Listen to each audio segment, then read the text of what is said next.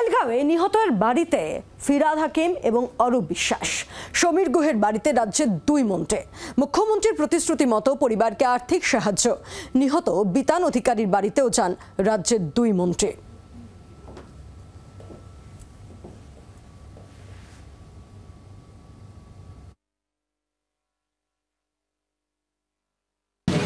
একটা অন্যায় হয়েছে আপনাদের উপর, এত বড় একটা মানুষকে খুন করা হয়েছে, তাই আপনাদের সাথে আমরা আছি এবং আমি আশা করব ভারত সরকার যোগ্য জবাব দেবেন।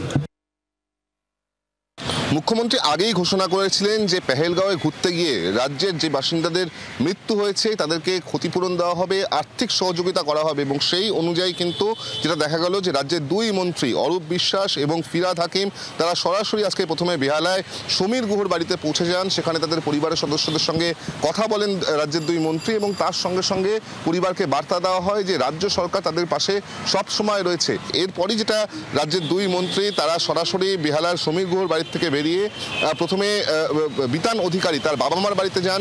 সেখানে তাদেরকে আর্থিক সহযোগিতা দেওয়া হয় এবং একইভাবে তার স্ত্রীকে, বিতান অধিকারীর স্ত্রীকেও কিন্তু আর্থিক সহযোগিতা দেওয়া হয়েছে এবং এই প্রত্যেকটি পরিবারকে রাজ্য সরকারের তরফ থেকে বলা হয়েছে যে রাজ্য সরকার তাদের পাশে রয়েছে।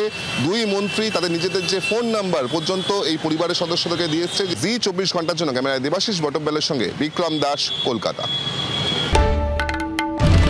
বাংলার আওয়াজ, বাঙালির আবেগ, জি 24 ঘন্টা।